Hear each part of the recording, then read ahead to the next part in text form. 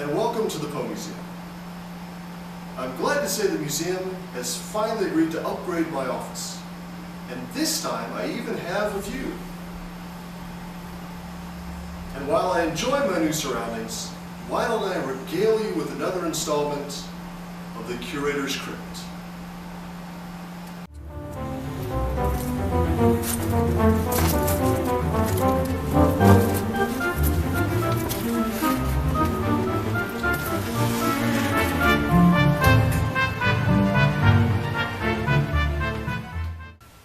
Considering Poe's many well-known tales of torture and revenge, it should be no surprise that the chair in which he wrote many of his great terror tales looked like this.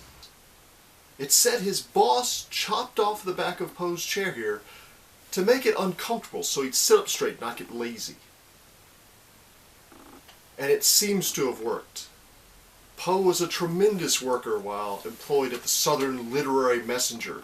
He contributed news articles, editorials, book reviews, a play, portions of a novel, poetry, and of course, horror stories. But what kind of boss would torture their employee like this? Well, this guy right here, Thomas Willis White, the editor of the Southern Literary Messenger. White was of humble backgrounds. His father was a tailor. He had no formal education to speak of, but he was an excellent printer. He could print broadsides, newspapers, magazines. He just wasn't much of a writer or editor. But about 1834, he realized that Richmond, Virginia needed a literary magazine. That Virginia's newspapers and magazines were mostly devoted to politics. But there was nothing really cultivating the arts and literature, and he thought that was going to be his job. He brought in an editor who volunteered her services for a whole year before leaving after having never been paid. And then White heard about a 26-year-old writer up in Baltimore who'd won a short story contest with his tale Manuscript Found in a Bottle, and was quickly establishing a reputation for himself. And White allowed Poe to start sending stories to the magazine, eventually brought him on down to Richmond, where he worked as the de facto editor of the magazine. Poe quickly took over charge of the magazine and wielded it to his own vision.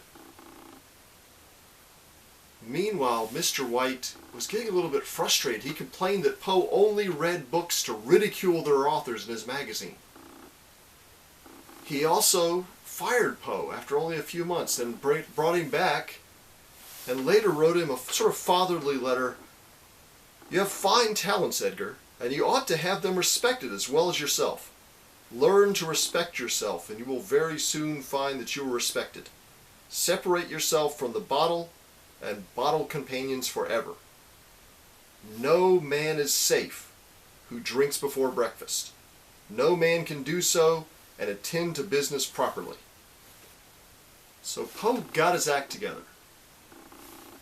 He became a very successful editor. According to Poe's own calculations, the circulation of the Messenger rose 7 times during his tenure there. Became the most popular journal of the South. Poe established himself with a national reputation. Only got fired twice while he was there. So this job set Poe on the course of being a magazine writer. It was his first job in journalism, and it's a field in which he excelled. He knew what the public wanted: short stories, short poems, things that could be read in one sitting, things that were exciting and unusual, and sometimes a little bit bloody and violent. But that's what the audience called for. That's what the audience demanded. In spite of all the success the magazine saw during Poe's time there, Mr. White finally just got fed up with him, and Poe and White parted ways.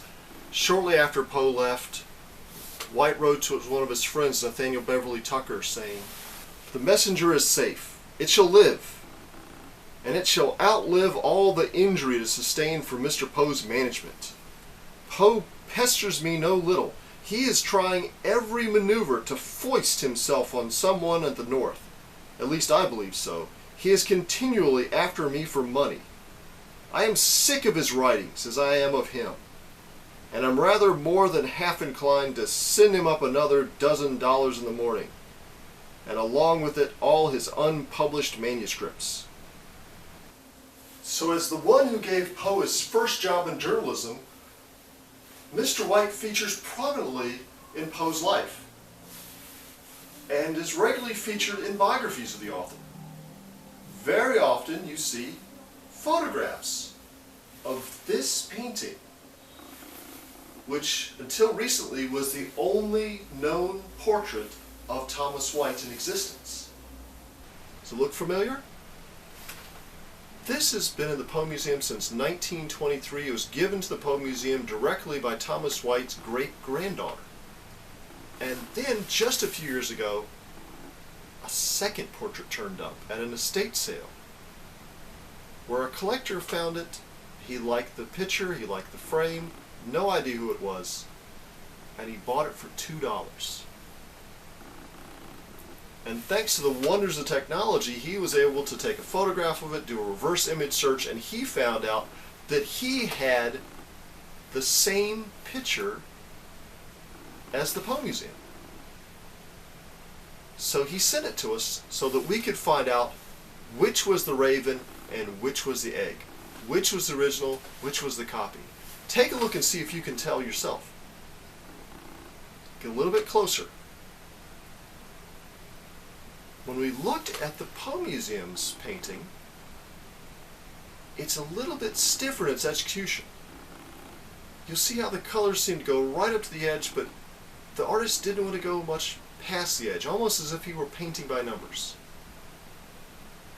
Whereas in the newly discovered portrait, the brushstrokes are strong and confident. This is an artist who knew what he was doing. He put down that brushstroke once, and it was in the right place. It's a sure hand of a great artist. The Poe Museum's looks a little bit flat by comparison. The brushwork mainly serves to fill in areas of color. And then we look just a little bit closer. And between these areas of color, we could see a sepia tone underneath them. It turns out that this version had been painted atop of a sepia-toned photograph printed on a canvas textured paper. So for all these years, the Poe Museum had the copy, and the original turned up in Texas. We wondered how it could be until finally, a few years afterwards, I met one of Thomas White's descendants who told me that according to family tradition, the painting was very highly valued by the family because it was by Thomas Sully, one of the greatest artists of the first half of the 19th century.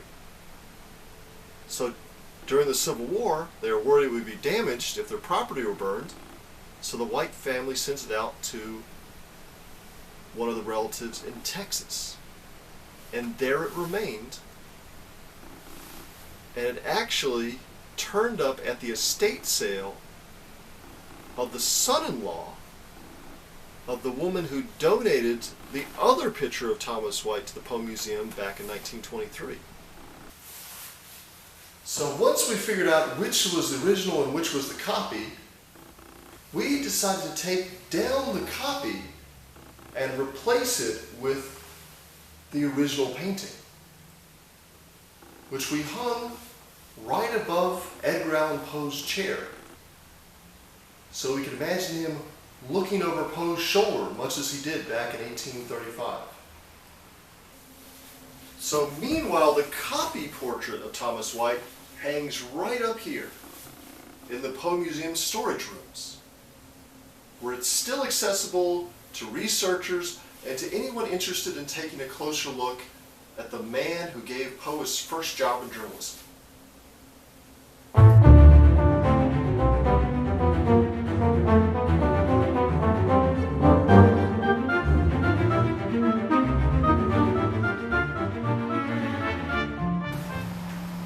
Well, thanks for joining us for another installment of the Curator Script.